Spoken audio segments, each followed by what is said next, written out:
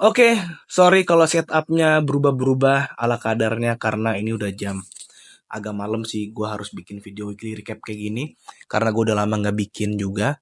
Dan ya gue nggak pakai mic eksternal, gue pakai HP aja. Sorry kalau agak goyang-goyang. Selamat datang di Berakal Weekly Recap episode kesekian yang gue udah lupa di hari Minggu. Berakal,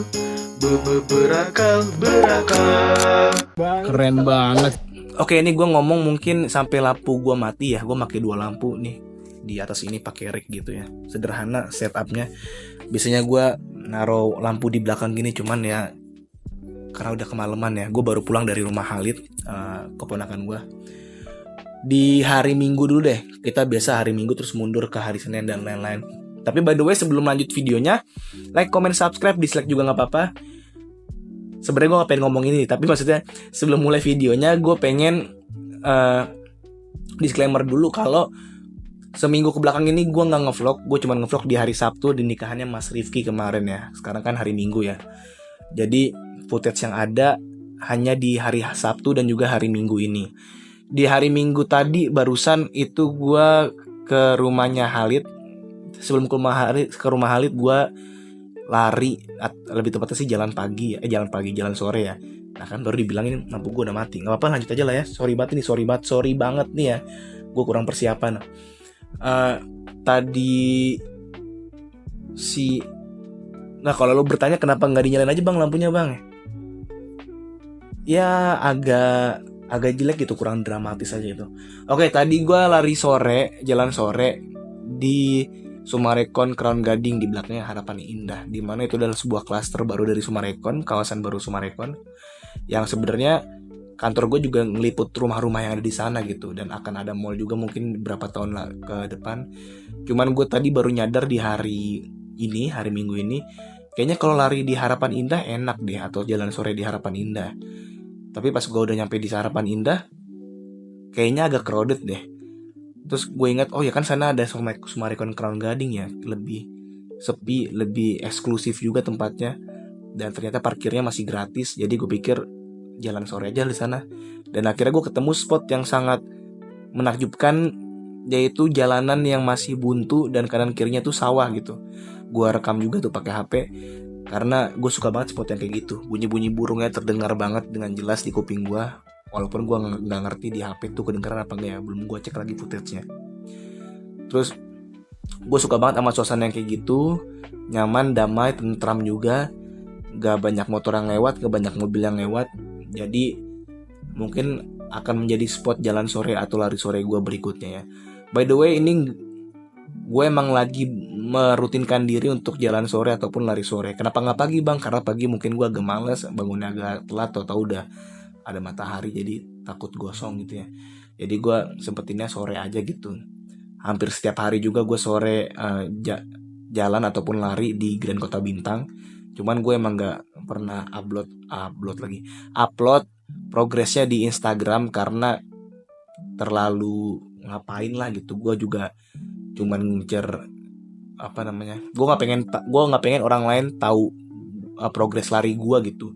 Karena yang pertama gue masih keong juga ya, kalau sebutan orang-orang pes keong. Terus gue juga masih lambat gitu, cuman ngincer jalan, dan juga yang penting badan gue gerak dan sehat aja gitu. Belum gue upload ataupun gue pakai Strava dan lain-lain gitu. Yang penting gue pakai smart band gue, yang penting kelihatan berapa kilometer, berapa kalori dan lain-lain gitu.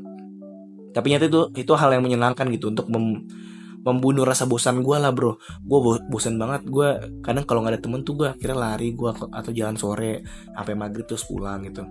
Nah, singkat cerita, malamnya tadi gue makan dulu sama nyokap dan ke rumah Halid, sepupu gue gitu. Sepupu keponakan gue. Dan gak banyak footage juga di hari ini karena gue lagi membiasakan diri juga nih buat ngevlog.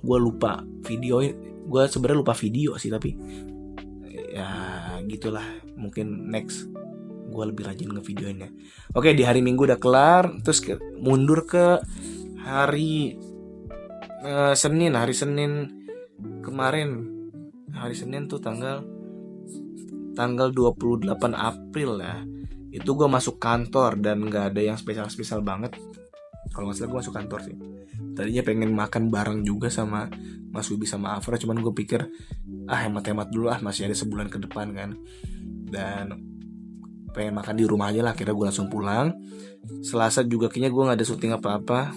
Terus kemarin sempet syuting di hari apa ya, skip ke hari Jumat tanggal 2 Mei. Tanggal 2 Mei gue syuting sama Mas Wibi sama Osa di Depok bareng talent cari properti. Talentnya Astrid namanya. Dia tuh temen SMA gue bro. Temen SMA gue yang gak gue sangka ternyata dia tuh orangnya beda jauh lah sama SMA. Karena waktu SMA itu mungkin anak-anak mengenal dia Astrid itu sebagai sosok cewek cantik, terus ideal juga, tapi lemot gitu waktu SMA sih.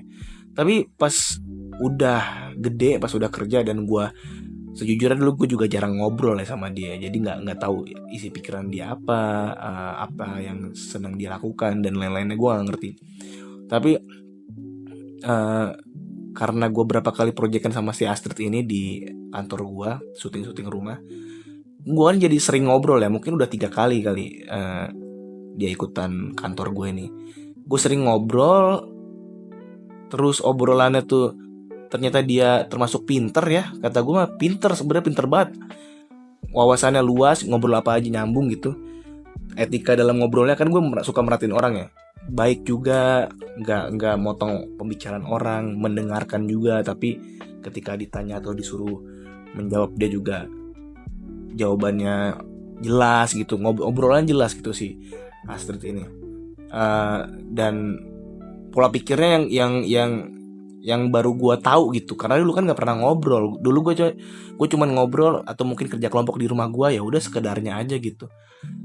Gue nggak ada footage-nya sih, sayang banget gue nggak ada footage-nya. Gue cuman pengen cerita doang di sini. Gue nggak punya footage-nya karena gue belum ngevlog di hari Kamis itu. Di hari Jumat, sorry, hari Kamis kan libur ya, hari buruh ya. Hari Jumat. Di hari mundur dia, gue lupa dia mundur ke hari Rabu deh. Aduh, sorry agak maju mundur di hari Rabu, ke hari Rabu tanggal 30 April, dimana besokannya 1 Mei itu libur kan. Disitulah gue nongkrong sama Abadi, sama Fahmi, sama Kebi, dan Ananta, the one and only, our legend, our glory anjay. Karena setelah sekian lamanya, dari bulan Oktober kalau nggak salah, dia baru bisa join lagi nongkrong di bulan April kemarin gitu. Itu sebuah perjuangan yang luar biasa dan perjuangan yang sangat berat. Sayangnya gue cuma ada fotonya doang nih, nggak tahu deh gue bisa tampilan apa enggak ya. Karena ya males sebenarnya. Tapi perjuangan yang sangat luar biasa, karena dia lagi jarang nongkrong dan akhirnya bisa datang gitu sama kita. Itu menyenangkan banget pertemuannya, obrolannya benar-benar seru banget. Udah langsung maju di hari Sabtu lah ya, hari Sabtu 3 Mei ya. Kita maju ke hari Sabtu tanggal 3 Mei. Di hari Sabtu tanggal 3 Mei ini adalah nikahannya Mas Rifki. Asik. Nah, sini gue baru ngevlog nih, baru ada footage-nya. Kemarin mungkin lu udah nonton ya footage gue berangkat ke kondangannya Mas Rifki. Mas Rifki ini adalah manajer gue di kantor gue. Sebenarnya sih bisa dibilang mantan manajer ya, karena dia udah pindah bagian, masih di kantor yang sama, cuman dia beda ngurusin hal yang lain lah. Kok gue ngomong suka ketuker-tuker ya kalimat ya, kata-katanya. Dia ngurusin hal yang beda lah gitu. Entah dia naik posisi atau mungkin dia pindah tempat, gue kurang ngerti gimana sistemnya. Tapi dia manajer pertama gue di kantor gue yang sekarang. Mas Rifki ini, sebelum gue jauh ke sana ya, gue dateng ke sana bareng Mas Wibi, bareng Bita, bareng Osa, bareng Sandra, teman-teman kantor gue lah. Dan ada beberapa yang gak ikut, ada yang sakit lah, ada yang gak ada kabar gitu. Terus sampai sana ngobrol-ngobrol juga, ketemu juga sama our CEO, COO, ngobrol, terus salaman, biasalah makan gitu ya. Dan gue masih belum terbiasa kondangan yang makannya berdiri sih. Dan mungkin hampir semua kondangan kayak gitu yang di gedung-gedung kan, bahasanya standing simorangkir apa nggak ngerti dah bahasanya apa dah. Pokoknya kondangan yang berdiri dah gitu ya, yang makan sambil berdiri. Gue agak kurang terbiasa lagi, apalagi kalau masih rame gitu ya. Kalau rame banget. Dan bahkan hal yang menariknya nih, gue mungkin belum pernah cerita di vlog gue. Dulu waktu kondangan abang gue nikahan, gue kan ngajak temen-temen ya. Gue ngajak temen-temen, ada Ananta, ada Hime, ada Bagus, ada Raffi, gue ajak tuh. Ada Kebi juga. Dan PA-nya mungkin karena gue menyambut mereka biar mereka ada temennya lah, ada tuan rumahnya lah. Akhirnya gue nemenin mereka, termasuk gue ikut ngantri makanan dengan baju gue base cup kali ya, baju gue yang emang spesial buat keluarga yang punya acara. Gue ikut ngantri makan, ikut panjang ngantri, ikut bete, ikut lapar, goblok.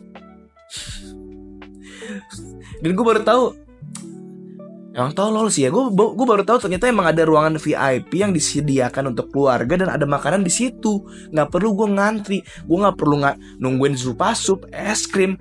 Dan fun fact-nya, gue ketinggalan Zupasup dan es krim gara-gara gue ngantri. Gue gak ngerti apa gue terlalu baik apa terlalu tolol ya, sehingga gue nemenin temen-temen ikut makan sampai gue anterin pulang juga. Maksudnya gue anterin ke parkiran juga. Tolol. Sedangkan itu kan momen sekali seumur hidup abang gue nikah. Gak bisa lagi dong gue merasakan hal seperti itu. Ya insya Allah saya sekali seumur hidup lah ya, gak akan nikah-nikah lagi lah abang gue, udah pasti gitu.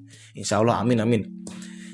Sedangkan nanti kalau pernikahan gue kan gue gak bisa keliling-keliling, maksudnya gue kan stay di pelaminan gitu. Gue gak bisa ngerasain Zupasup, es krim, kecuali gue minta kali. Gue gak ngerti lah. Tolol gitu. Gue pas kemarin kondangan tuh gue keinget hal itu terus gitu. Bahkan setiap gue kondangan nikahan, gue selalu keinget hal itu. Gue ikutan ngantri. Tolol.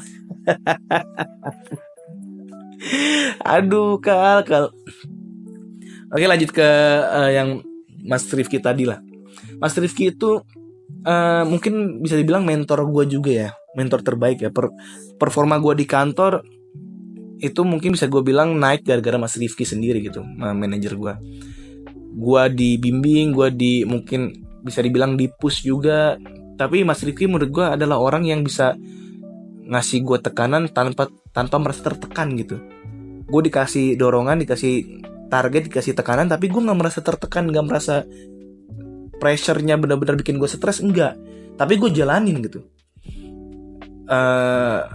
Gue gak tahu, mungkin dia memang menguasai hal seperti itu, atau emang gue cocok aja gitu kalau misalnya diinstruksi sama Mas Rifki ya gue jalanin. Tapi gak merasa kayak aduh berat banget, aduh ini, enggak gitu. Enggak, bisa dibilang gue gak ngeluh lah gitu, gak banyak ngeluh lah.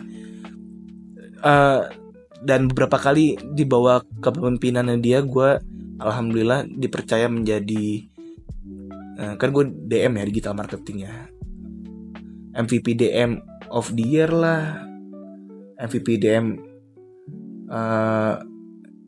satu semester lah, kayak per 6 bulan sekali lah dia gitu. Padahal gue anak baru, gue baru belum ada setahun mungkin ya, belum ada setahun, bahkan temen gue udah lebih lama masuk gitu.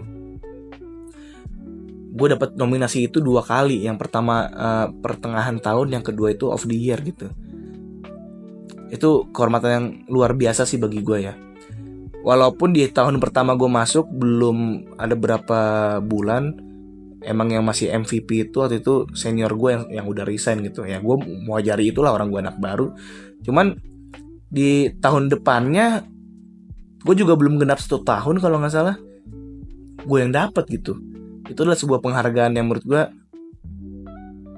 ini emang gue pantas menerimanya, atau mungkin biar gue lebih terpacu lagi untuk bekerja lebih bener gitu. Ya dua-duanya sih pasti ya, cuman gue nggak tahu alasan di balik Mas Rifki ngasih gue nominasi itu kayak apa gitu. Gue kurang ngerti apa emang gue pantas menerima itu. Kalau memang iya alhamdulillah, atau mungkin ya dia mungkin tahu gue bakal pindah kantor kali suatu saat, makanya dia tahan dengan cara seperti itu. Gue nggak ngerti lah, itu pikiran liar gue aja. Cuman gue salut, berterima kasih juga sama Mas Rifki, karena karena itu dia bisa memberi pressure ke gue tanpa gue merasa tertekan gitu. Gue anak baru yang menurut gue dianggap lah gitu. Walaupun beban kerja gue mungkin nggak sebanyak teman-teman yang lain, gue juga jarang tektokan sama pihak-pihak lain juga, tapi gue dikasih kesempatan buat jadi BSDM gitu. Jadi banyak banget pelajaran yang gue ambil, dan performa terbaik gue mungkin bisa gue bilang pada saat dia masih menjadi manajer gue gitu. Makanya kemarin cukup cukup apa ya, terharu juga pas dengar dia mau nikah gitu ya. Eh, Bisa salaman sama si Mas Rifki di atas panggung ini. Sayangnya gue tuh kan naik naik pelaminan tuh 2 kali ya. Yang pertama kali gue cuman bertiga sama Mas Wibi sama Bita, itu gue nggak ngevlog tuh karena agak malu aja, belum terbiasa juga ngevlog, apalagi di depan manajer gitu, kayak agak gimana gitu ya, guanya agak malu gitu maksudnya. Terus yang kedua kalinya gue naik lagi karena teman-teman gue yang lain baru datang, kayak si Sandra, si Osa, dan Afra kalau nggak salah. Ya intinya gue 2 kali naik. Nah yang kedua ini gue ngevlog, cuman ya lagi-lagi depan dia gue agak sungkan gitu untuk ngevlog gitu, apalagi kan terlihat energinya mungkin lagi capek-capeknya berdiri di situ dan lain-lain gitu ya. Jadi itu Mas Rifki sekilas gambaran aja ya untuk teman-teman semua. Jadi mungkin teman-teman bisa ngambil pelajaran kalau jadi manajer itu mungkin bisa memberi tekanan tanpa menekan bawahan gitu, memberi arahan, ngasih tahu yang mana yang baik yang mana enggak gitu ya. Nggak cuman suruh nebak, tapi selain suruh mikir tapi tetap dikasih arahan, contoh nih ya kayak gini nih yang baik nih, atau coba seperti ini dan lain-lain. Itu salah satunya dari Mas Rifki itu. Habis itu gue pulang gue nggak ngevlog lagi. Kalau nggak salah gue ketemu Aldi dulu harusnya, cuman gue lagi-lagi nggak ngevlog ya, nggak ada footage-nya gitu. Gue ketemu Aldi sampai jam 2 malam kalau nggak salah, karena gue lapar banget, padahal habis makan juga di kondangan. Gue gak ngerti apa yang bikin gue lapar ya. Dan habis itu ya udah, gue mencoba untuk tetap mantepin vlog gue ini sampai episode keberapa nggak tahu ya. Kita coba seberapa konsisten gue gitu. Kemarin mungkin gue kurang konsisten karena gue malah lagi di Bali, susah ngeditnya, ribet gitu kan, mikirin ini itu, akhirnya sama sekali nggak ngedit. Akhirnya ketunda 2 minggu lah. Dan sekarang gue mencoba mulai lagi dengan mungkin konten-konten yang lebih fresh, pikiran-pikiran yang baru gue dapet, yang bisa gue bagiin ke lu semua. Dan terakhir sebelum gue tutup vlog ini, karena gue juga lagi progres baca buku Atomic Habit, setelah sekian lama gue beli baru gue baca. Karena prinsip gue beli buku sekaligus, katakanlah gue beli 3 buku gitu. Cuman kalau buku pertama belum gue baca sampai habis, buku selanjutnya nggak gue buka sama sekali. Nah kebetulan buku pertama yang gue baca itu adalah Rich Dad Poor Dad ya. Dari sekian buku yang gue beli, yang gue pertama baca tuh Rich Dad Poor Dad. Terus gue di pertengahan sampai mungkin bab-bab terakhir gue udah mulai bosen bacanya, akhirnya ketunda lama. Terus gue pikir, tapi gue gatel nih, gue pengen baca buku yang lain gitu. Yaudah bodo amat lah gitu, buku yang Rich Dad Poor Dad gue taruh dulu, gue lanjut baca buku Atomic Habit. Mungkin teman-teman tahu ya, dari James Clear ya. Ternyata kalau lu baca buku itu, gue yakin lu ngerti apa yang buku itu maksud dengan bahasa yang mudah. Dan mungkin lu juga mikir, ini kan yang setiap hari gue lakuin ya, ternyata emang begini caranya. Nah, salah satunya adalah di buku itu, di awal-awal buku, karena gue juga masih baca yang awal-awal, adalah mengatakan ketika kita membuat keputusan dalam hidup 1% lebih baik setiap harinya, kita akan lebih baik 37 kali lipat di akhir tahun gitu. Kalau nggak salah kayak gitu ya kalimatnya. Ataupun sebaliknya, ketika lu memutuskan keputusan 1% lebih buruk setiap harinya, maka hasil akhir dari hidup lu itu adalah yang menjadi lebih buruk lagi gitu. Jadi keputusan-keputusan kecil yang kita ambil setiap hari, mau itu keputusan baik ataupun buruk, mungkin pada saat itu nggak terasa, di hari itu kita nggak terasa. Kayak misalnya, gue lagi lapar nih malam-malam, gue makan malam, makan banyak toh juga besok gue nggak langsung menggendut gitu.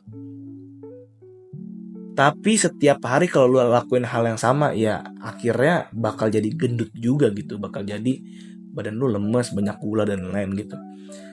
Tapi sebaliknya kalau lu misalnya memutuskan untuk Hari ini gue paksain deh baca buku satu hari setengah jam aja gue menitin gitu, gue kasih timer. Walaupun lu nggak langsung jadi jenius, nggak langsung jadi pinter, tapi kalau lu rutin setiap hari, besoknya lu akhirnya baca lagi sampai lama-lama nambah durasi jadi 1 jam, mungkin 2 jam, 3 jam, ya lu akan menjadi tahu banyak hal gitu di akhir tahun atau mungkin di akhir hidup lu gitu. Lebih banyak ketimbang orang-orang lain yang nggak pernah baca buku misalnya gitu. Jadi keputusan sekecil apapun itu akan mempengaruhi hidup kita ke depannya. Memang hasilnya ada di akhir. Kita nggak bisa melihat hasilnya sekarang apa enggak gitu. Hasilnya sekarang bagus apa enggak, kita nggak bisa lihat. Hasilnya sekarang buruk apa enggak, kita juga nggak bisa lihat. Cuman kita bisa memprediksi hasil akhir seperti apa dari kebiasaan-kebiasaan kita. Itulah yang dari kemarin gue bangun habit membuat vlog setiap hari, bikin konten, ataupun satu hari gue ngedit berapa video gitu. Dan sekarang yang lagi gue fokusin adalah setiap sore, lari sore atau jalan sore gitu. Gue baru mulai hampir sebulan lah, mungkin 2 minggu 3 mingguan lah gue udah mulai rutin. Kalau lagi nggak bisa lari ya gue workout di rumah. Sebenarnya bukan karena pengen badan bagus itu udah pasti ya, tapi itu kan bonus sih menurut gue. Emang sih gue mungkin akan lebih keker, lebih ganteng itu ya. Cuman mungkin hasil akhir gue pengen ketika tua nanti gue masih bisa bahagia jalan sama cucu-cucu gue gitu, sama anak-anak, sama istri, sama keluarga gue gitu. Masih ada tenaga buat ngebahagiain mereka, buat ngajak mereka jalan-jalan sampai gue meninggal nanti gitu. Dan gak ngerepotin lah, karena fisik gue masih kuat gitu. So di akhir dari video ini gue akan selalu ngasih sedikit cepetan motivasi yang gue tahu untuk lu semua gitu. Jadi lu nggak cuma tahu hidup gue seperti apa, keseharian gue seperti apa, weekly recap gue seperti apa. Ya kalau gue lagi nggak ada kegiatan ya gue talking head seperti ini aja, tapi masih dalam konteks berakal. Jadi di berakal itu gue selalu nyisipin kehidupan gue, kegiatan gue ngapain aja, baru ya gue selipin mungkin kayak motivasi ataupun ya reminder untuk kita semua. Kalau video yang konsepnya kalau kata gue itu full opini gue, pikiran gue, apa yang gue tahu gue share ke lu gitu, tanpa gue tunjukin daily rutin gue setiap hari kayak gimana gitu. Oke? Like, comment, subscribe, dislike juga apa-apa. Doakan gue semangat konten dengan ambience studio atau mungkin layout yang konsisten juga ya, dan yang lebih menyegarkan. Sorry, mampu gue sisa 1 nih tuh. Oke, dadah.